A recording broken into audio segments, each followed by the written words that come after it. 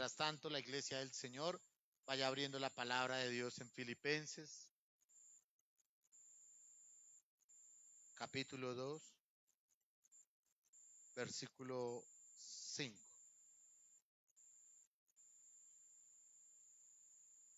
Mi hermanita Yosmir, por favor, tome asiento. Si quiere, cierren las puertas. Sí, también, cierren las dos. Ya a esta hora, ¿quién va a llegar a las 10:20? Acuérdense que este culto arranca a las 8 de la mañana. Que llegue a las 2:20 llega a 2:20 tarde, ¿no?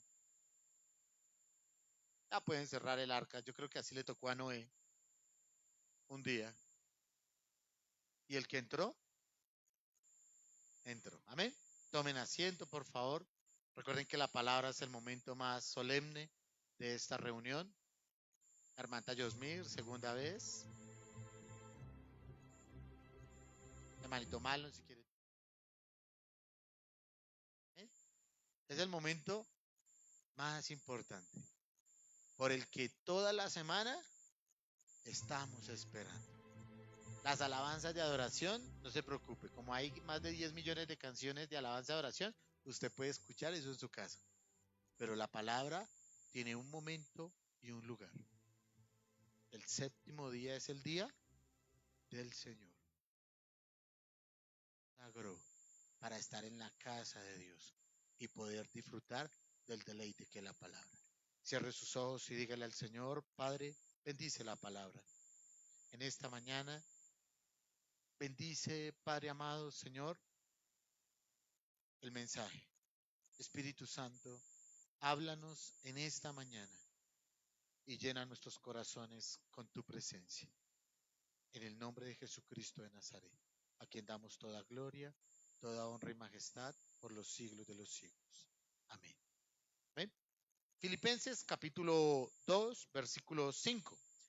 Dice la palabra del Señor, haya pues en vosotros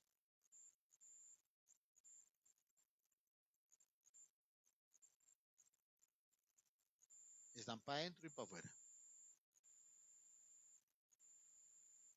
Haya pues en vosotros este sentir que hubo también en Cristo Jesús, el cual, siendo en forma de Dios, no estimó al ser igual a Dios como cosa a que aferrarse, sino que se despojó a sí mismo, tomando forma de siervo o de esclavo, hecho semejante a los hombres, y estando en la condición de hombre, se humilló a sí mismo, haciéndose obediente hasta la muerte y muerte de cruz. En el primer siglo, esa era una canción. En el primer siglo, esa era una canción. No sabemos las notas, no sabemos los componentes de la canción, no conocemos el ritmo de la canción, pero sabemos que esta era una canción. Solamente imagínense cómo era una canción en el primer siglo. Parecía al reggaetón cristiano que escuchamos hoy en día. Mire qué decía una canción. Haya pues en vosotros este mismo sentir que hubo en Cristo Jesús. Es una de las piezas más hermosas que tiene todo el Nuevo Testamento y toda la Escritura. Es una de los elementos más especiales que tiene la Escritura. Muchos han dicho que es una poesía tan dulce y es una poesía tan agradable y nosotros la pasamos por alto.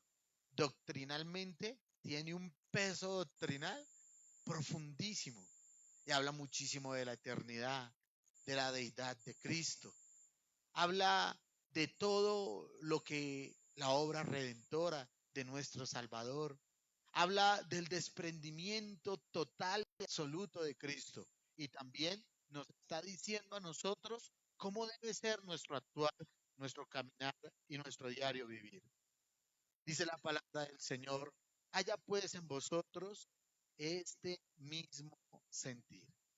Y hay una curiosidad en el versículo, y es: tengan ustedes la misma actitud que tuvo Cristo.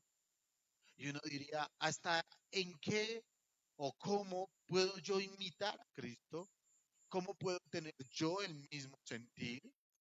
¿Cómo puedo yo actuar de la misma manera que Cristo? ¿Cómo puedo yo pensar de la misma manera que Cristo? Y el apóstol Pablo nos está diciendo, ustedes pueden imitar al absoluto, al completo, al Dios de las luces. Ustedes pueden tener en su corazón lo mismo que tuvo Cristo Jesús, que para pensar como Dios estamos lejos. Inclusive, esa codicia fue la que llevó a Adán y a Eva a perder todo lo que tenían porque querían pensar, ser y actuar como el Dios, como nuestro Dios. Y esa codicia de querer ser como Dios fue lo que les costó el paraíso, fue lo que les costó todo. Pero Pablo, en la carta a los Filipenses, dice, hay algo que podemos imitar de nuestro Dios. Hay algo que puede haber dentro de nosotros que se parece a nuestro Dios. Solamente piensen cuántas cosas puede haber en la totalidad de la Trinidad, en el Padre, en el Hijo, en el Espíritu Santo. Cosas tan complejas y tan difíciles que ni nosotros con toda la matemática, la filosofía y las letras pudiésemos entender absolutamente nada en realidad de nuestro Dios, el incomprensible, el inescrutable, el que no podemos entender cómo es su actuar, cómo es su forma de razonar, cómo es su forma de pensar. Tenemos la guía que es la palabra, pero cuando en la aplicación en la vida real muchas veces vemos que Dios obra de multiformes maneras y nosotros muchas veces no entendemos cómo Dios obra. Y al tener un Dios tan grande, tan soberano, tan completo, tiene pequeñas cosas en su carácter, las cuales podemos imitar. No podemos imitar la omnisciencia, no podemos imitar la omnipotencia, no podemos imitar la soberanía, no podemos imitar muchas cosas de nuestro Dios, pero hay algo que podemos imitar y es su humildad. Tenemos un Dios poderoso, pero también tenemos un Dios humilde. Quiero que entiendan que estamos frente a los dos grandes extremos del ser y del conocimiento. Un Dios que es absolutamente grande e incomprensible para nosotros, y por el otro extremo estamos en la escala social frente a un siervo y frente a un esclavo. Estamos frente a dos extremos, lo más y lo menos menos. Ese es nuestro Dios. Nuestro más sentado en el gran trono blanco, acrisolado, puro y santo. Un trono tan puro y tan santo que ninguna de nuestras cochinas uñas podrían estar en ese trono. Ninguno de nuestros pensamientos sucios podría estar en ese lugar. Un lugar tan santo que solo le pertenece al Padre. Un lugar tan santo, tan perfecto que nadie ha podido verle. Así es nuestro Dios, en un extremo tan lejano al de nosotros, que dice que la tierra y todo lo que hay, tan solamente es que el estrado de sus pies, un extremo.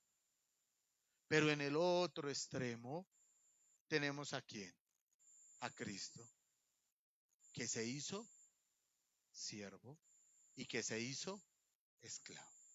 Y dentro de las condiciones, ángeles, arcángeles, querubines y serafines, luego viene el hombre. Pero una cosa es el hombre libre y otra cosa es el hombre esclavo. Y el hombre esclavo es el otro extremo. No hay nada más bajo en la humanidad que el hombre esclavo. Quienes cuentan las historias, vi esta semana una foto muy linda del primer afroamericano, el último afroamericano esclavo. Tenía 115 años y vivió 115 años en esclavitud. Y fue emancipado al final de su vida. Eso significa que él vio 3 generaciones en esclavitud. Vio a los padres, vio a los hijos y vio a los nietos. Y él seguía siendo un esclavo. Para cuando vino nuestro Señor Jesucristo, en la escala de valores no había nada menos que un esclavo. Y Jesús rompió absolutamente todo, quebrantó absolutamente todo y no se aferró a nada de su gloria para venir y ser convertido en un siervo y en un esclavo. Ese es nuestro Dios. Cuando yo veo ese cambio que nosotros mismos no pudiésemos entender, porque usted no cambiaría la libertad que usted tiene, su carrera, su título y su profesión por ser un esclavo. Ninguno de nosotros cambiaríamos el bienestar, la comodidad y todo lo que tenemos para ser convertidos en simples esclavos. Por eso nunca podríamos entender en realidad lo que hizo nuestro Dios al venir a convertirse como un esclavo. Pero solamente tenemos un pequeño síntoma que nosotros podemos entender. Se hizo esclavo por amor. Solo tenemos algo como definirlo. Se hizo esclavo por amor. Y se hizo esclavo por amor no a sí mismo. Se hizo esclavo por amor a nosotros. Por eso no podemos entender la complejidad de ese amor. Porque nuestro amor hacia los que están cerca de nosotros es tan pretencioso, tan imaginario, tan codicioso. El amor que tenemos por las personas de nuestro alrededor muchas veces no es sincero. Pero el absoluto amor fue el que demostró el Hijo, al no aferrarse a nada y venir en condición de hombre, de siervo, de esclavo. Y vino a servir, no a ser, servir.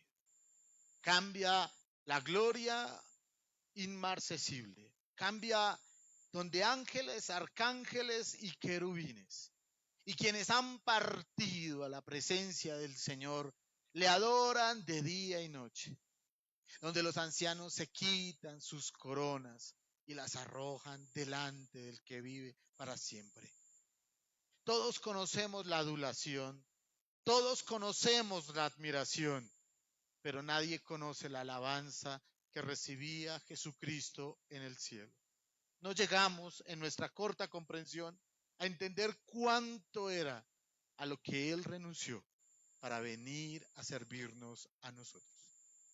Hemos visto películas donde dimensionamos lo que significa el rito, el culto, lo que significa la alabanza a los dioses y demás.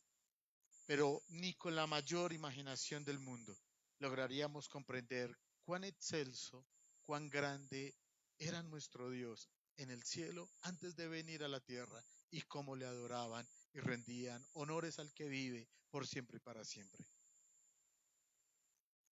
Y se despojó de ello para venir y recibir bofetadas en la tierra. Y se despojó de ello para ser maltratado en una cruz. Y se despojó de ello para que la gente jalara su barba, arrancara los cabellos de su cabeza. Y se despojó de ello para que un soldado con una caña golpeara su cabeza. Y se despojó de todo lo grande y sublime y eterno para que muchos escupieran en su cara. Y se despojó de la gloria y de la inmensidad para que en el patíbulo romano hubiese sido golpeado, azotado y humillado y ser tenido en poco. Y aún viendo las escenas, no logramos comprender cuán grande amor tuvo Cristo por nosotros. Y nos desmayamos. Porque no nos habla.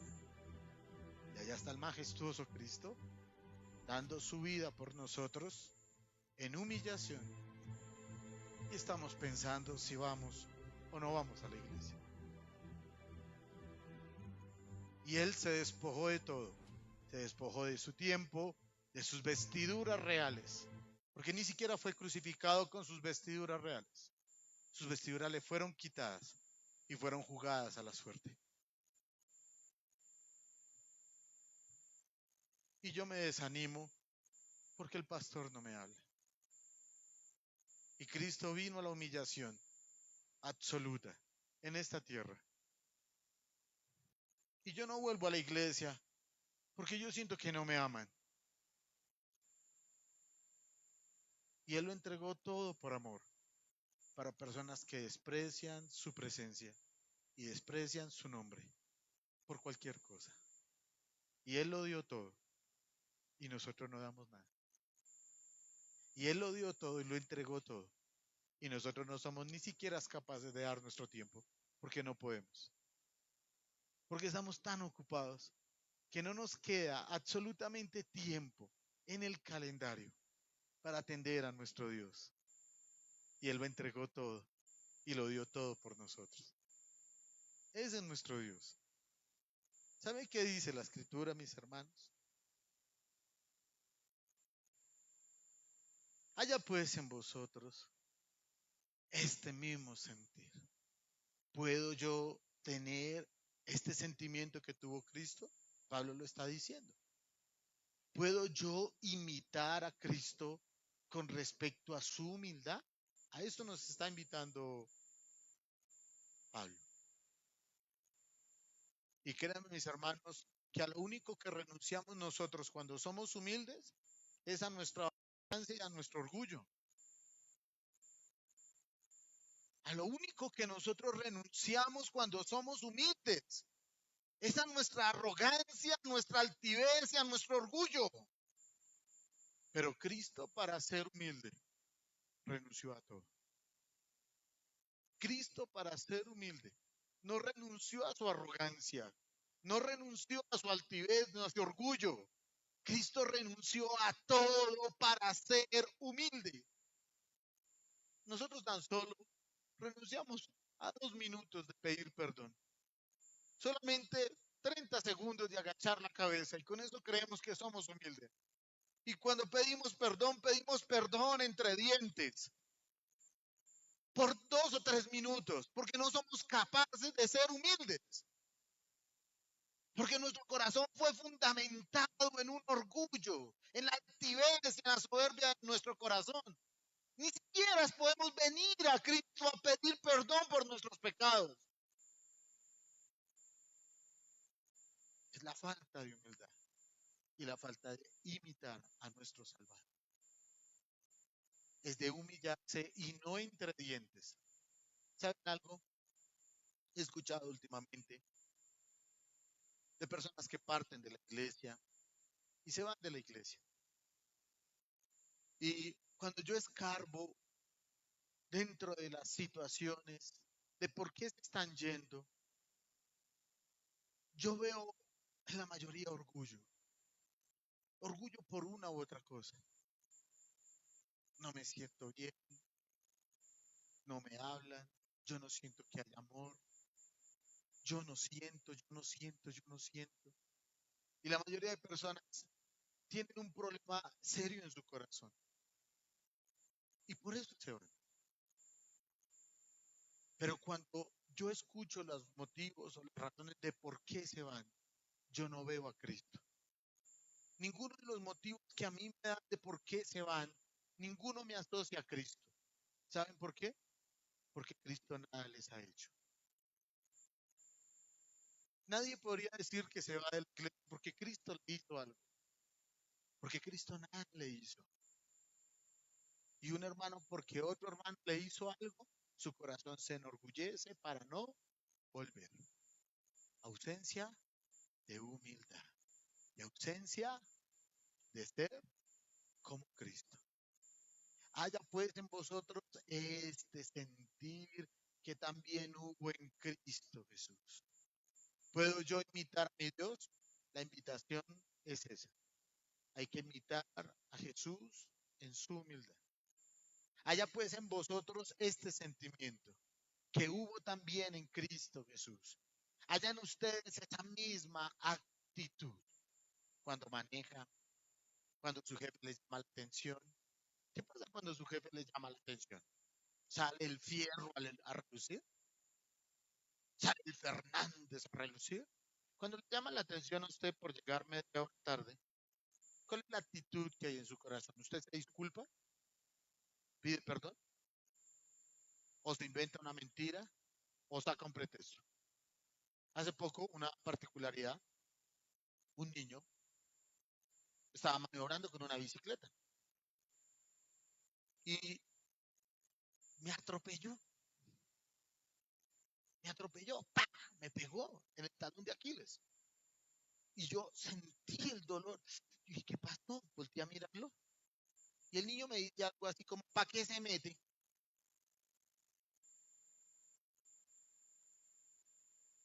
Así contestó. Es que él se metió. Yo no tuve la culpa. Yo voy caminando aquí para allá. El niño viene. Y en un niño tan pequeño, aún hace falta la humildad de reconocer que cometió un error. Si usted no le enseña humildad a sus hijos, no esperen que sus hijos sean humildes. La humildad arranca también en el hogar. El sermón de esta mañana, por el hermano Humberto, yo le iba a poner, mujeres, no obliguen tanto a sus maridos, porque sus maridos le están metiendo los buses.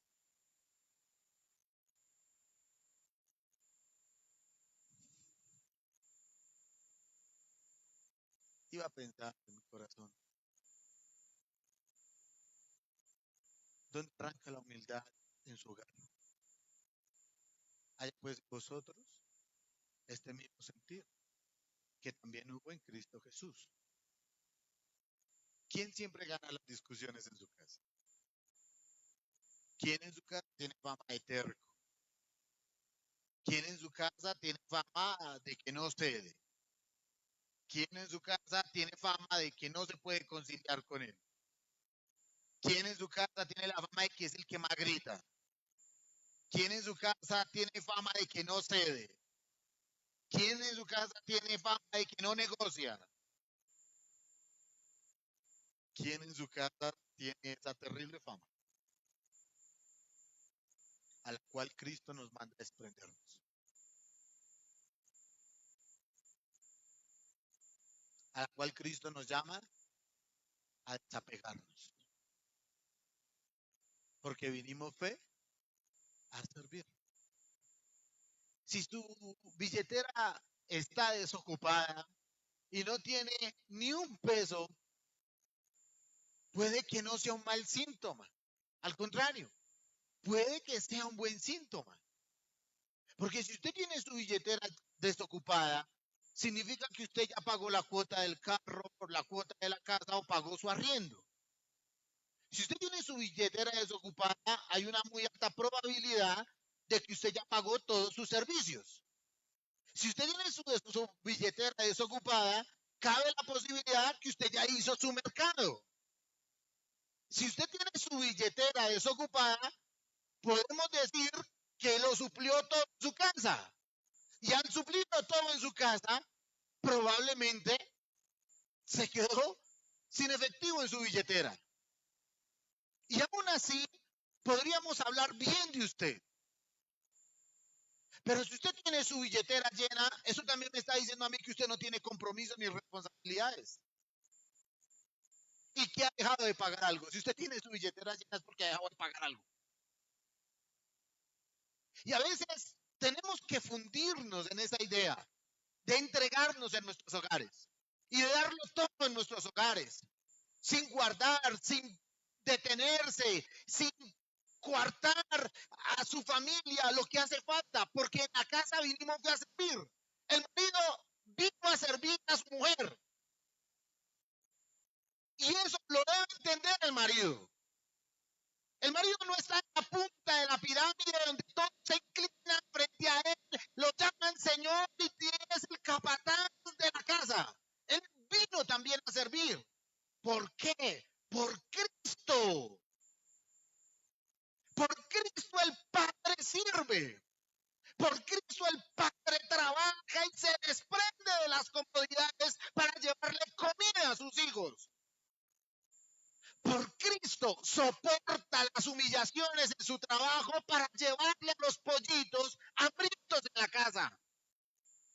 Pero cuando una persona le cuestionan la llegada tarde, le cuestionan por qué a toda hora usted saca pretextos y no entrega las cosas. Y cuando la persona dice, ya estoy cansado de mi trabajo, eso no es para mí.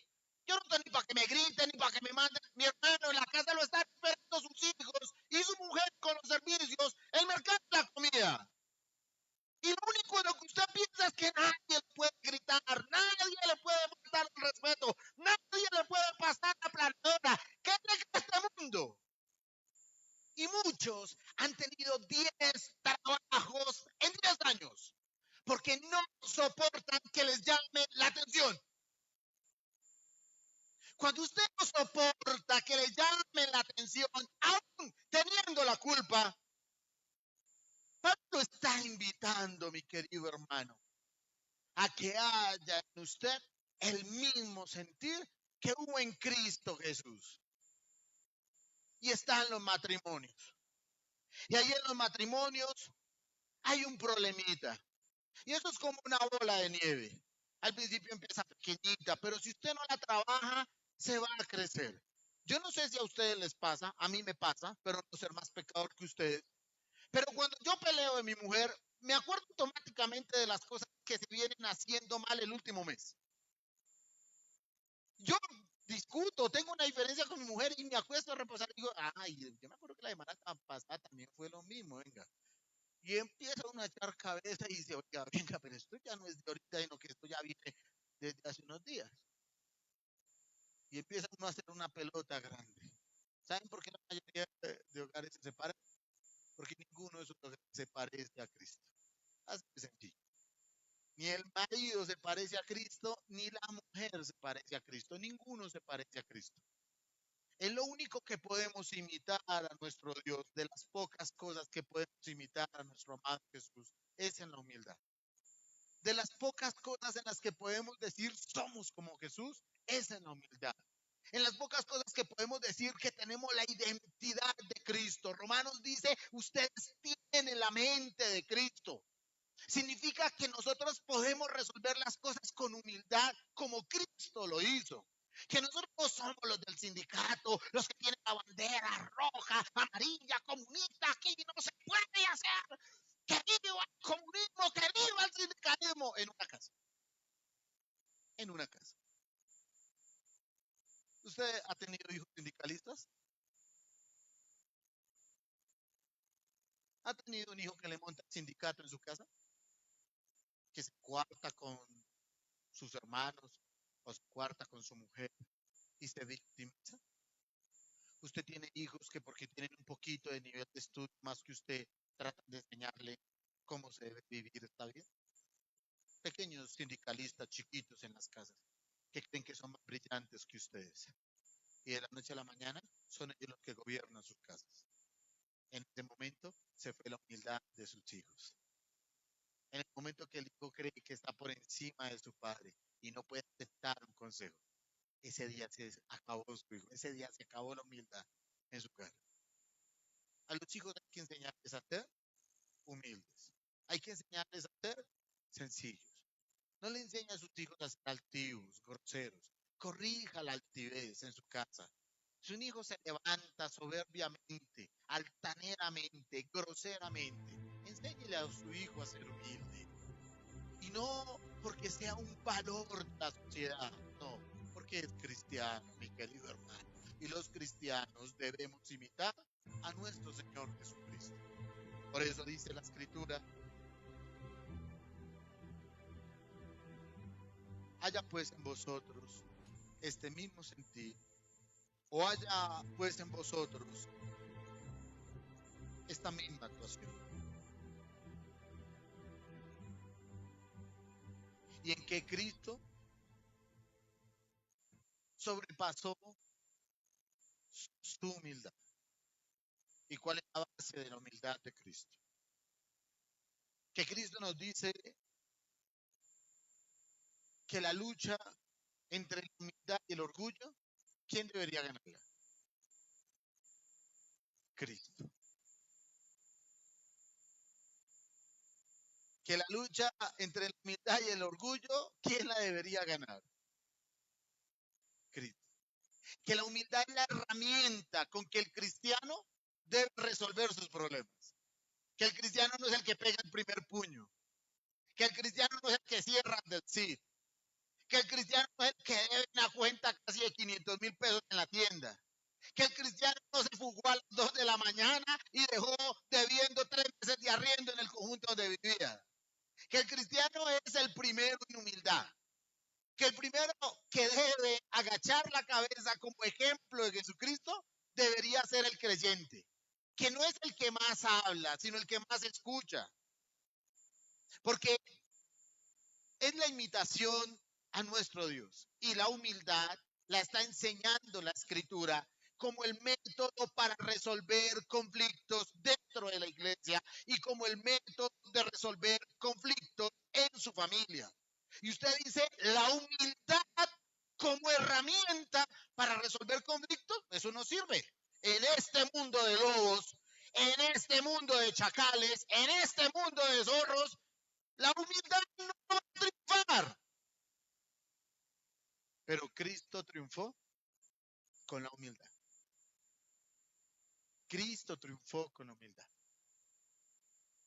Lo que dice la palabra es que esa herramienta de humildad es la que debe operar primero el cristiano.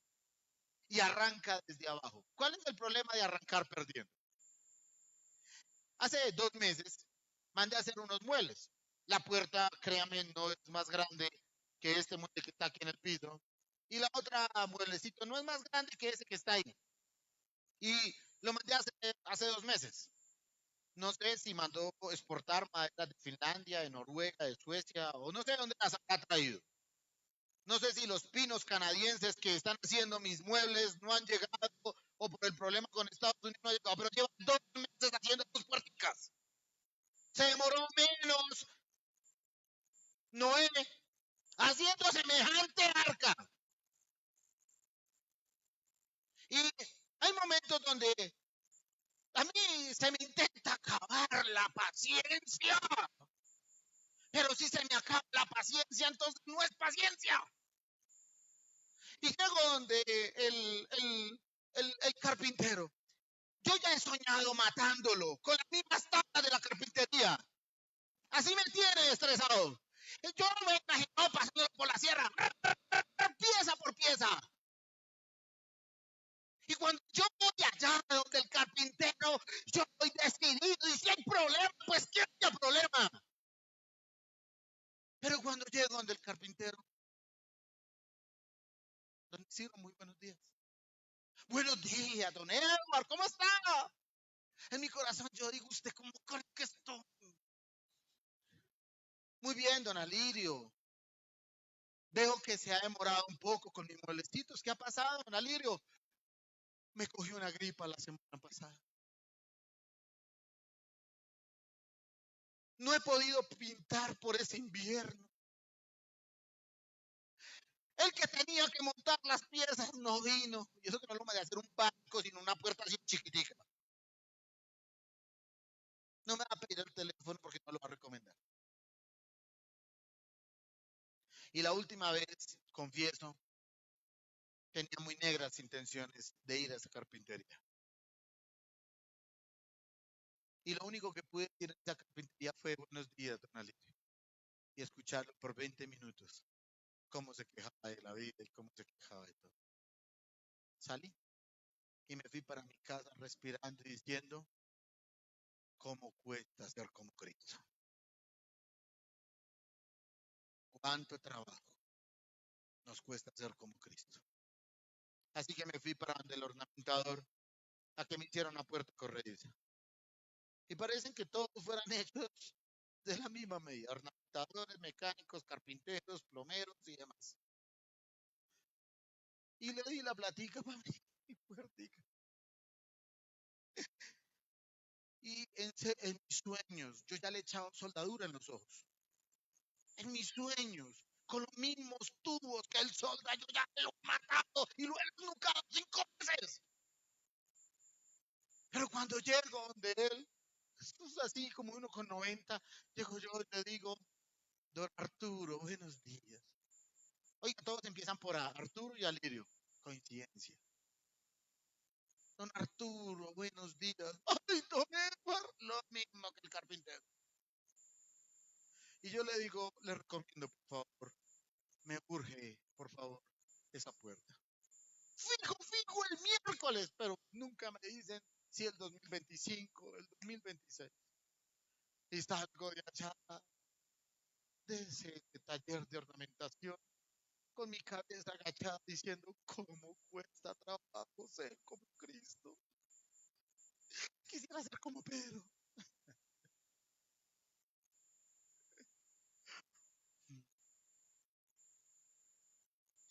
Pero Dios no nos llamó a imitar a Pedro.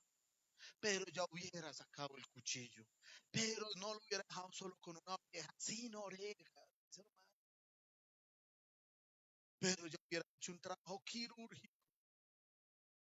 Moisés mató al egipcio, lo escondió debajo de la tierra.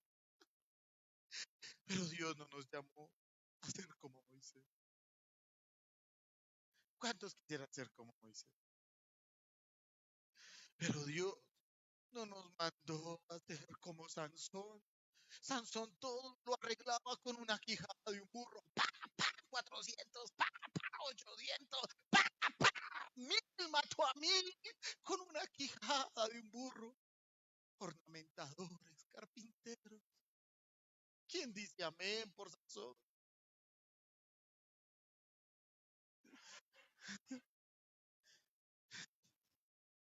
Pero Dios no nos mandó a imitar a Sansón. Dios nos mandó a imitar a Cristo, la figura perfecta de la humildad. La figura perfecta de la humildad. Cómo resolver conflictos en el bus. Señora, siga, pase por favor. Me he propuesto darle el puesto a las mujeres en el bus. La última me coqueteó. No sé si fue un error, pero me dio para mejor ayudo con la maletica y yo bueno. Y me echó semáforos todo el camino. Me puso nervioso. Tengo que meditar si eso aplica a mujeres jóvenes o solamente a mujeres ancianas. Pero nos cuesta pararnos y dar el puesto a una mujer. Y eso es humildad. Porque cuando usted el patán ahí sentado, tiene cara de arrogante, con 3 viejitas enfrente.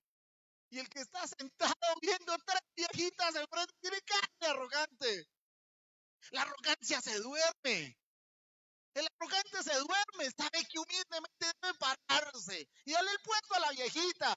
Pero sus ojos arrogantes no se lo permiten, su corazón arrogante no se lo permite. Porque hoy en día esa es la terminología de la humildad.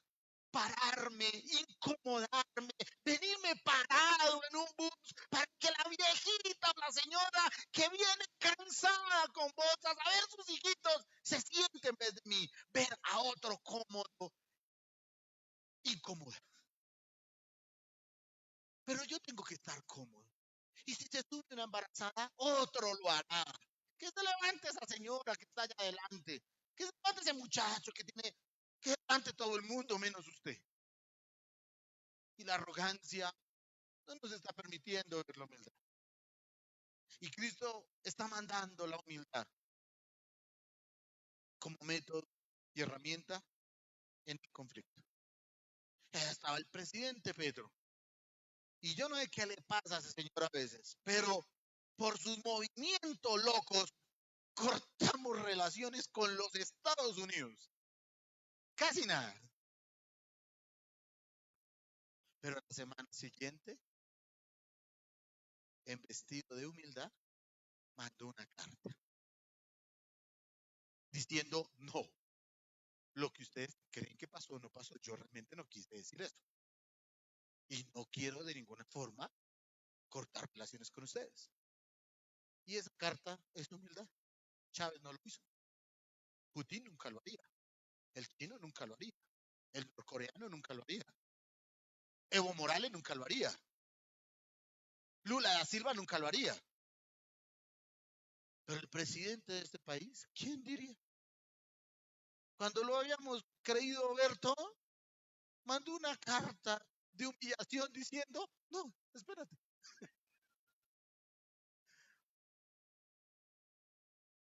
La humildad resolviendo conflictos internacionales. La humildad arreglando países. La humildad, la que tanto nos hace falta.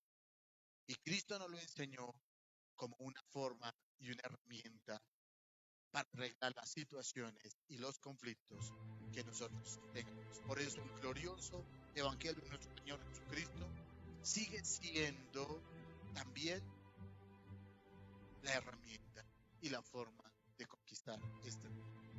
¿Y de qué se despojó Cristo? Que era a todo a lo que Cristo debía renunciar. Y hay versículos en la Escritura, ahorita los voy a llevar ya. Y Cristo renunció a una posición de sabiduría. Porque según Proverbios, la mayoría de los primeros capítulos de Proverbios, Jesús es la sabiduría. Cuando usted lee Proverbios capítulo 1 y Proverbios capítulo 2, lo predicó mi manto Walter, creo que en un ayuno, la sabiduría es Jesús. En Proverbios 1 y Proverbios 2, la sabiduría es Jesús. Y lo contemplaban, toda la creación reconoce y contemplan a Jesús, porque Jesús es la sabiduría. Y Jesús renuncia a esa sabiduría para ser visto como un hombre. Pero es tan complejo que debe ser visto como un hombre y también tiene que ser escuchado como un hombre. Solamente piensen que por la palabra de su boca los cielos fueron hechos. Pero cuando Jesús vino con su palabra, no los convenció a todos. Dense cuenta cuál es la renuncia. Él es el rey y con el poder de su boca y de sus palabras se hicieron los cielos y la tierra.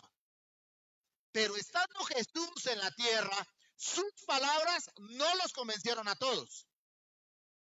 Muchos se endurecían al escuchar las palabras del Señor Jesucristo. Así que Jesucristo fue desprendido de todo cuanto tenía para ser visto, escuchado, visto como un hombre normal, siendo él la fuente de la sabiduría, siendo él el pináculo de la sabiduría, fue cuestionado por sus vecinos. Piensen lo siguiente.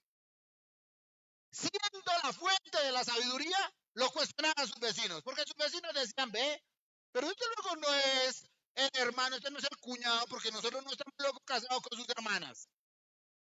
La fuente de la sabiduría fue cuestionado por sus vecinos. Juan el Bautista, más adelante, le dice y le pregunta, dinos, ¿realmente eres el Cristo o hemos de esperar a otro? El mismo Juan, en sus últimos días de vida, cuestiona a la fuente que emana toda sabiduría. A ese nivel de desprendimiento llegó nuestro Señor Jesucristo, que las personas lo vieran como hombre. Jesús preguntaba a los discípulos, ¿qué dice la gente? ¿Que quién soy yo? Y unos no veían la sabiduría, unos veían un profeta. Y aún Cristo murió y llegó al cielo y muchos lo seguían viendo como un profeta. ¿Cómo lo ven los musulmanes? ¿Cómo lo ven los testigos de Jehová? ¿Cómo lo ven los unitarios? Para ellos se desprendió de tal divinidad, a parecerse tanto como un hombre, que llegaron a confundirlo con un hombre. Y para muchos de ellos, Cristo sigue siendo tan solo un hombre. Estuvo con nosotros, caminó con nosotros, vivió con nosotros Y muchas personas lo comparan con Gandhi. Muchas personas lo comparan con Mahoma. Muchas personas lo comparan con Mao Zedong. Muchas personas lo comparan como uno de los grandes personajes de la historia. Fue tal su desprendimiento de divinidad en la altura de los cielos que las personas llegaron a confundirse y a tratarlo como un hombre. La fuente de la sabiduría, lo más excelso, lo más grande, lo más poderoso, camino entre nosotros. Y nosotros nos confundimos. Porque muchas personas ven a Jesús como un amigo, no como su Dios. Porque muchas personas tienen una relación de amigos. Y yo tengo pocos amigos. Puedo contarlos con esta mano. Y ninguno de mis amigos se parece a Jesús. Y nosotros tratamos a Jesús como tratamos a nuestros amigos. Así humanizamos a Jesús. De esa manera humanizamos a Jesús. Yo tengo un amigo que él en su trabajo y en su negocio vive diciendo: mi mejor amigo es Edgar Fierro. Hace más de 7 años tengo mi casa. Nunca me he ido a visitar a mi casa. Él dice: él es Edgar Fierro, mi mejor amigo. En 7 años nunca me ha llamado. Nunca me ha visitado. Nunca ha estado conmigo cuando estoy enfermo. Yo no podría decir que él es mi amigo. Y la gente desde aquí, de la tierra, dice: Jesús es mi amigo. Yo no tengo una religión. Yo tengo una amistad. Una amistad como la que tengo yo con ese muchacho. Y humanizamos a nuestro Dios. Y tratamos a Dios como un amigo. Y dejamos de verlo como Dios. Tal fue la obra redentora de nuestro Dios, que se desprendió de su majestad para ser como un siervo. Y muchos de nosotros realmente y literalmente lo vemos como un siervo. Porque cuando nosotros llevamos nuestras oraciones solo a pedir, solo a clamar por las necesidades, solo a clamar por los problemas, es como si estuviésemos tratando con un esclavo para que nos resolviera: tráeme el agua, tráeme la luz, tráeme la salud, tráeme la enfermedad, tráeme los hijos, tráeme. Y fue tanto el desprendimiento de Jesús para que nosotros lo viéramos como un siervo, que creemos que es nuestro esclavo. Nos hace falta el servicio: dame, tráeme, ayúdame. Y ven a su Dios, es como un esclavo. Fue tan perfecto y quirúrgico el trabajo de nuestro Dios en su transformación, que en nosotros creó pensamientos incorrectos de ver a nuestro Dios. Si nosotros viéramos a nuestro Dios en su majestad, gloria, omnipotencia y omnisencia, nosotros no dejaríamos de orar. Nosotros no dejaríamos de buscar la palabra. Nosotros no dejaríamos de congregarnos. Porque tendríamos un Dios vivo y verdadero que nuestros ojos ven y conocen. Un Dios que llenó nuestro corazón y nuestras convicciones hasta la profundidad que nos hace falta. Hasta el punto que no podemos vivir sin Él. Que necesitamos de Él más que el oxígeno, más que el agua, más que todo lo que nos rodea, cuando entendemos esa divinidad y la sabiduría de nuestro Dios. Pero lo tratamos como una persona. Y muchos le dicen: papito. Mi hermano, usted contesta a sus papás. Usted desobedece a sus papás. Usted maldice a sus papás. ¿Cómo va a decir que Dios es tu padre cuando el único que usted tiene odia? ¿Cómo puede decir usted que ve a Dios en la relación filial de hijo-padre cuando usted desobedeció a sus padres? No puede usted. Y hemos humanizado tanto a nuestro Dios por esa condición que Él tuvo, que tratamos a Dios con Chuchito, tratamos a Dios como mi partner, como mi amigo, como mi hermano. Da tristeza ver la relación que usted tiene con sus amigos para que llame a Dios su amigo. Da tristeza ver cómo usted trata y abandona a sus amigos para escuchar de su boca que usted tiene un amigo en el cielo. Mi querido hermano, Él es la fuente de la sabiduría. Él es el principio de todo. Él puede que usted lo vea como su amiguis. Él es su Dios. Él está por encima de todo. Él merece más respeto que el que usted le está dando. Él merece más adoración que esas simples palabritas pequeñitas que usted tiene, que le da todas las mañanas, mentiras, cada 4 días. Él es más que eso. No es el Dios de la romería cada 8 días. No podría ser Dios. Si Dios es el que yo visito cada 8 días, ¿qué Dios es el que yo tengo?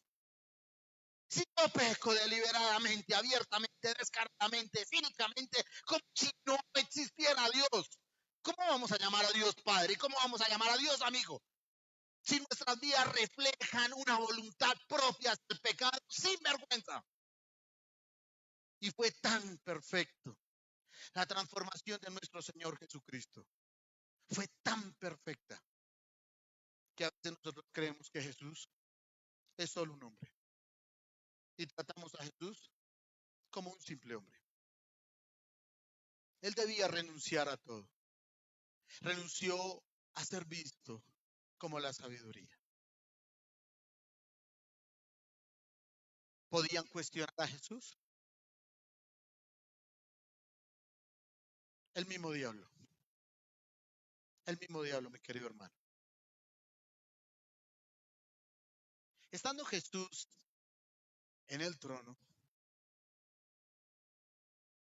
créame, si nuestras uñas puercas y cochinas no pueden visitar y saltar ese trono, mucho menos el de Satanás, mucho menos el de Satanás. Hay hasta la historia de Job, donde Dios conversa. Pero Dios no puede ser tentado. En el cielo jamás se le hubiera ocurrido a Satanás tentar a Dios. No hay campo, no hay anchura, no hay estatura y no hay medida, porque no hay conjugación entre la luz y las tinieblas. No puede haber negocio, conversación, diálogo, tratamiento el uno con el otro, como está lejos del oriente del occidente.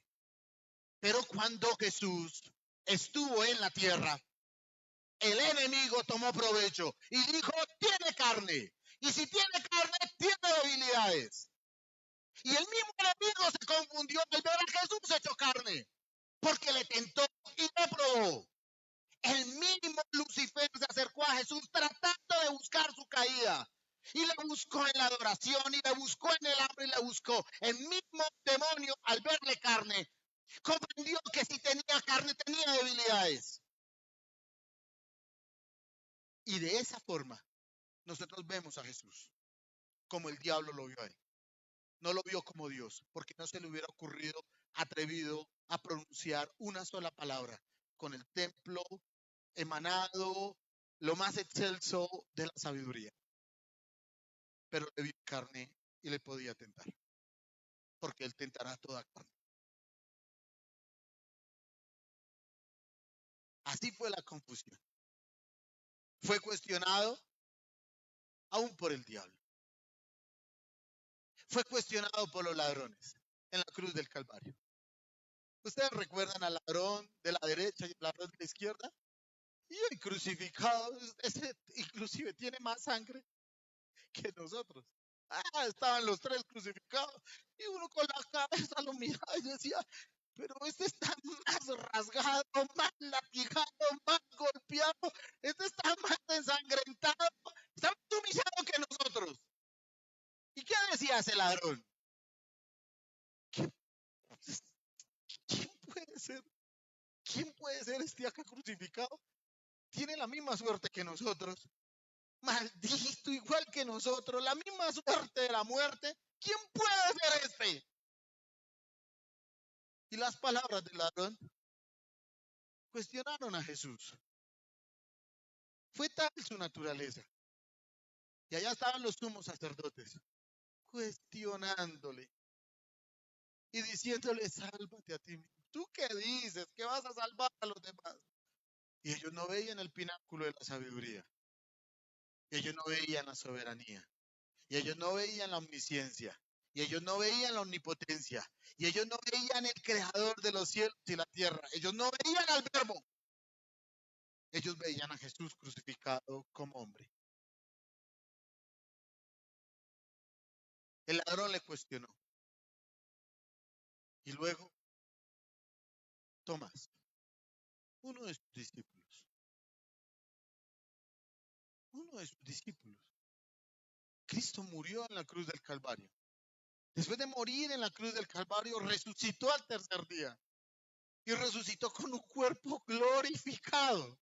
La aspiración de toda la humanidad que un día esas almas con esos cuerpos se volverán a unir y todo el mundo glorificado estaremos con Dios para siempre. El momento de la parusia o la segunda venida de Cristo, cuando nuestros cuerpos se despegarán de esta tierra al piso, ascenderán a los cielos y nos encontraremos con Él. La glorificación de nuestros cuerpos. Y Jesús, decía el hermano Oscar, la primicia de la glorificación de la resurrección está frente a Tomás. Y aún Tomás, con toda su incredulidad, viendo a Jesús resucitado y glorificado, y seguía dudando que quien estaba hablando era el excelso en sabiduría, en poder y en grandeza. El mismo Tomás. ¿Saben dónde encontramos que en Jesús había una verdadera humildad? No hubo un solo infartado por cuestionar a Jesús. Era tal su poder que cualquiera que le hubiera cuestionado, Jesús con tan solo mirarle y parpadear, hubiera caído al estrado de sus pies. Cualquiera Jesús le hubiera maldecido y le hubiera salido una gangrena o una lepra en el cuerpo. Cualquiera de ellos Jesús los hubiera enmudecido. Cualquiera de ellos hubiera caído frente al poder de Dios en el solo pensamiento de Jesús. Jesús siendo cuestionado, ¿quiénes somos nosotros para cuestionar a nuestro Dios? Y había personas frente a él que cuestionaban a Jesús.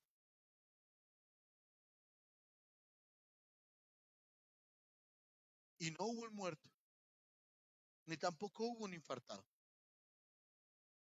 Nadie murió por cuestionar a Jesús.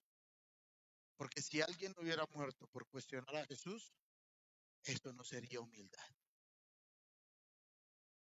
Fue humilde porque soportó los cuestionamientos. En eso es el maestro. Fue humilde porque soportó los cuestionamientos. Cristo fue humilde porque nadie murió por faltarle al respeto. El sumo sacerdote, cuando se abrió el velo, la tierra tembló y se oscureció, debió haber caído muerto por la ira de Jehová, que vería a sus enemigos al estrado de sus pies. Jesús enmudeció estando en el concilio y vino un guarda y sacó una bofetada seca y se la puso a Jesús. Y Jesús lo único que le dijo fue: ¿por qué me golpeas? Solamente imagínate golpear a Jesús y no caer muerto. Pero de ese hombre hubiera caído muerto. Lo de Jesús no hubiera sido humildad, hubiera sido venganza. ¿Entienden cuál es la humildad?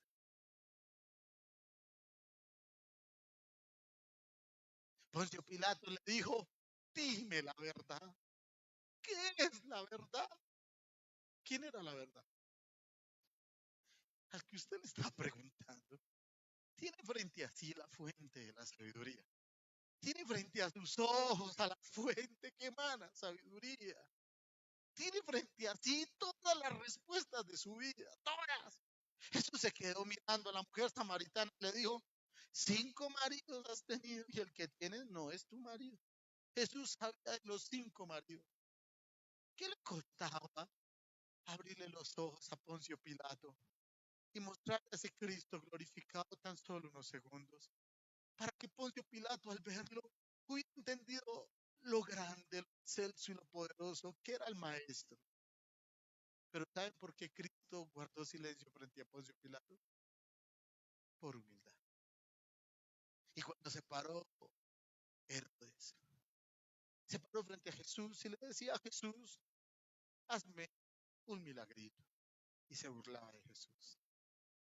Y estando embriagado con sus amigotes, miraba a Jesús con desprecio y le decía a Jesús, hazme un milagrito. Solamente imagínense pidiéndole esto al Rey de Reyes y al Señor de Señores. Pero Cristo decidió guardar silencio. Nadie murió por calumniarlo, nadie murió por injuriarlo, nadie murió por señalarlo. Y muchos venían a hacer preguntas cauciosas a Jesús para hacerlo tropezar. Y muchos en sus mentes imaginaban preguntas y calculaban preguntas que le podían hacer a Jesús delante de todas las personas.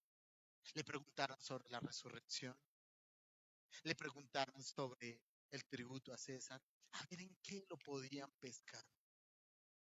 Y la fuente de la sabiduría debió haber secado sus corazones y sus huesos, muertos en una maldición y caídos en pecado. Cállense, hipócritas. Y pudo haber acabado con ellos con tan solo observarlos, mirarlos, inclusive mis queridos hermanos, con solo pensarlo.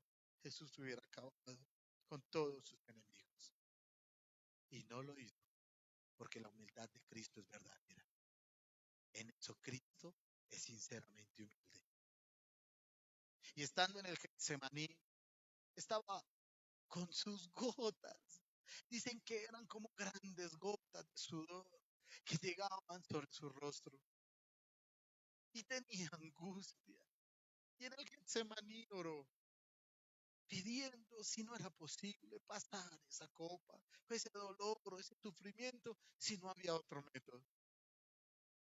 Y de repente todo el universo se hubiera interrumpido. Ángeles, arcángeles y querubines con sus espadas desenvainadas, listos y dispuestos a pelear. Sus ángeles, arcángeles, querubines y serafines, listos con la espada, esperando la orden del Padre, esperando todos la orden del Hijo. ¿Y saben por qué eso no sucedió? Por la humildad de Jesucristo. Y la humildad de Jesucristo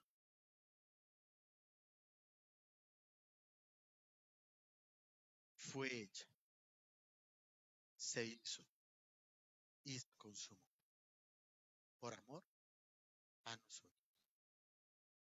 No mató a ninguno de sus enemigos, porque donde lo hubiera hecho, no hubiera sido humildad, hubiera dañado el plan de salvación. Donde hubiera respondido a Poncio Pilato, mis queridos hermanos, se hubiera acabado la humildad. Tan solo el día que estaba frente a Barrabás, acá el Barrabás, Barrabás, y aquí Jesús, el lobo y el cordero. Y Poncio preguntó, ¿a quién quieren que liberen? Qué pregunta tan estúpida. Jesús les hubiera dicho, a ver, voten por mí. A ver, ¿qué le costaba a Cristo haberse glorificado? ¿Qué le costaba a Cristo haber sacado su santidad a Crisolá delante de todos?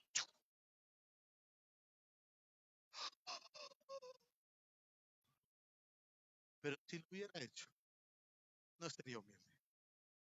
Y si lo hubiera hecho, hubiera dañado el plan de redención y de salvación que tenía para nosotros. Debemos tanto a Cristo, mis hermanos. Tanto silencio fue por amor. Tanto silencio, tanta humillación y tanto dolor fue por amor a nosotros.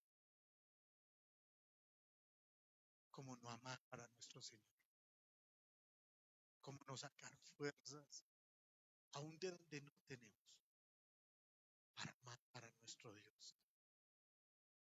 ¿Cómo no seguirle si fue capaz de soportarlo todo por amor? ¿Cómo abandonarlo si Él dio todo por nosotros? ¿Cómo abandonar al que lo dio todo por amor? ¿Cómo abandonar a Jesús? Si Él lo abandonó todo, todo lo dejó, no queda nada en Él. Y lo hizo por amor.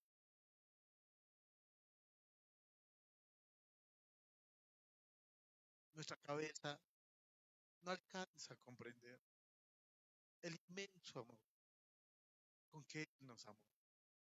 Cuánto sufrió, cuánto fue humillado y cuánto tuvo que soportar por amor a nosotros.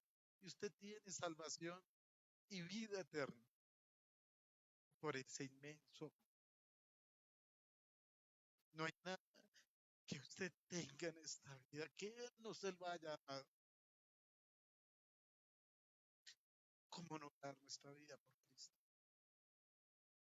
¿Cómo no entregar nuestra vida por nuestro Salvador? Si Él lo entregó todo por nosotros. Le debemos tanto, mis hermanos, que deberíamos sacar fuerzas cuando no las tenemos y luchar fuerte en la adversidad. Él lo dio todo.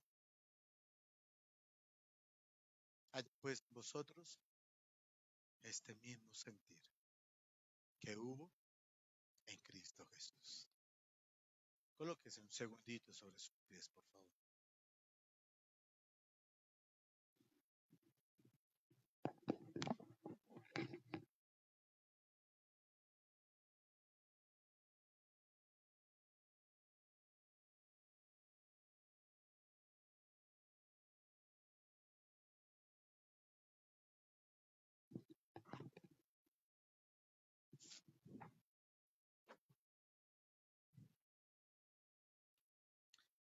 Cierre sus ojitos, por favor.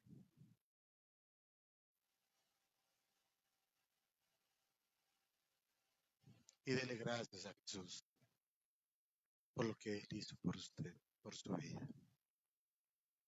Dele gracias a Jesús. Gracias, Jesús. No logramos percibir ni imaginar realmente cuánto fue lo que Él hizo por nosotros. Pero dígale a Jesús, gracias. Gracias por cada cosa que hiciste por mí. Estoy tan agradecido, Señor. No alcanzo ni siquiera a comprender realmente la dimensión total de todo lo que hiciste por nosotros. Cuánto diera por tener, Señor, la sabiduría para poder explicar en este auditorio todo lo que hiciste por nosotros. Y se me acaban las palabras, Señor del cielo, explicando. Y aunque hiciera mi mayor esfuerzo por explicarle a la iglesia, cuadrangularnos todo lo que hiciste, Señor, me faltaría cada día más palabras. Moriría, Señor, tratando de explicar con cuán grande amor nos amaste.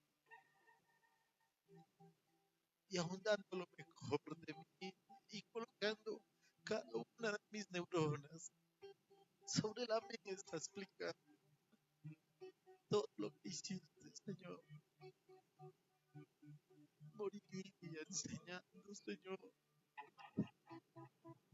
y aún no entenderíamos todo lo que hiciste por nosotros. Y aunque dedicase mi vida entera para entender la obra redentora de Cristo y lo que hiciste en la cruz del Calvario, y aunque dedicara mi vida al conocimiento teológico, doctrinal, ni aún así, Señor, con todas mis palabras lograría ser de la iglesia en su totalidad. ¿Cuánto fue lo que hiciste por nosotros? Gracias,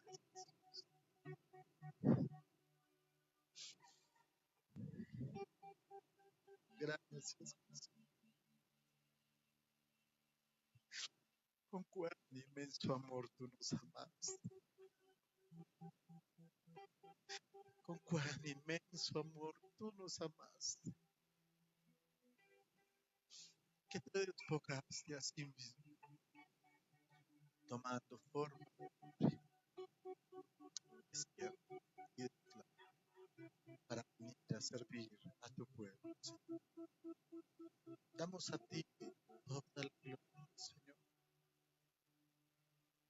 y nos unimos a la adoración celestial y a la alabanza celestial, al que exalta en lo más alto, al que vive eternamente para siempre. Mientras Esteban moría, miró hacia el cielo y vio a Jesús a la diestra del Padre. Y es el momento más glorioso de cualquier hombre, que con sus ojos pueda ver a Cristo. Y dice la Biblia que todo ojo le verá. Y un día nos encontraremos con Él y viviremos con Él eternamente. Y este debería ser el deseo de la iglesia. Un día nos encontraremos contigo, Señor, y nuestro gozo será cumplido. Jesús dijo en la cruz del Calvario: consumado es. Y con ello expiró la obra redentora de nuestro Dios. Fue hecha por amor a nosotros. Gracias, Jesús. Gracias, Jesús. Gracias, Jesús. Gracias por todo lo que hiciste. Tu nombre es alto, sublime, eterno. Tu nombre es bendito por los siglos de los siglos, Señor. Muchas gracias. Te pedimos, Dios, que nos ayudes a ser humildes. Al que le falta humildad, pídasela a Dios. No teman pedirle a Dios humildad. Dígale: Señor, a mí me hace falta humildad, Señor. Muchas veces resuelvo las cosas a mi manera y necesito más humildad. Necesito más humildad en mi trabajo. Necesito más humildad con mi esposa. Necesito más humildad con mis hijos. Necesito más humildad. Dígale al Señor: si tú has visto este defecto en mi corazón, te pido que me ayudes. Yo quiero ser humilde como tú. Allá pues en vosotros este mismo sentir, que también fue en Cristo Jesús. Guárdanos de ser soberbios, altivos, Señor del cielo, orgullosos, que podamos entender tu nombre. Levante un segundito sus manos al cielo. Señor, bendice la iglesia, bendice este cuerpo glorioso, el cuerpo de Cristo, por el que diste tu vida en la cruz del Calvario. El pueblo amado por el que lo dejaste todo lo dejaste por él, y lo abandonaste todo, y en forma de siervo viniste a servirnos, porque yo no he venido para ser servido, yo vine para servir. El Cordero inmolado que quita el pecado del mundo, entre nosotros. La bendición tuya, Señor, sobre tu pueblo, la bendición tuya sobre cada uno de tus hijos, la bendición tuya sobre este pueblo amado que te busca de día y de noche, Señor. Gracias, Jesús. Bendícelos con toda bendición espiritual. Guarda su salud, Señor. Si hay alguien enfermo, oramos para que tú hagas la obra poderosa, Señor del cielo. Para que tú hagas la obra que es perfecta, Señor, en la vida de cada uno de ellos, y que sane cada una de sus dolencias. Esto lo pedimos en el nombre de Jesús.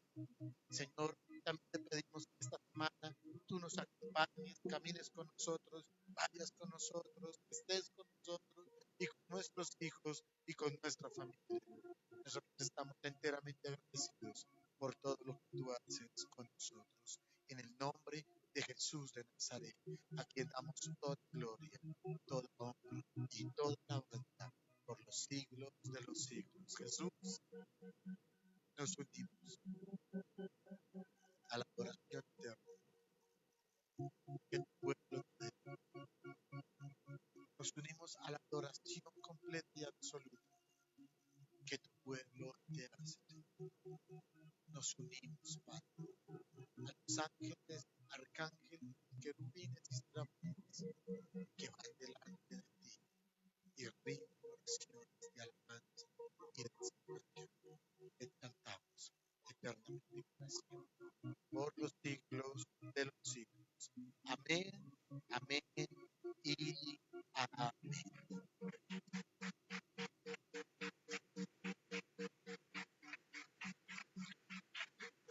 Que el Señor los continúe bendiciendo. Muchísimas gracias por venir, por estar en este lugar.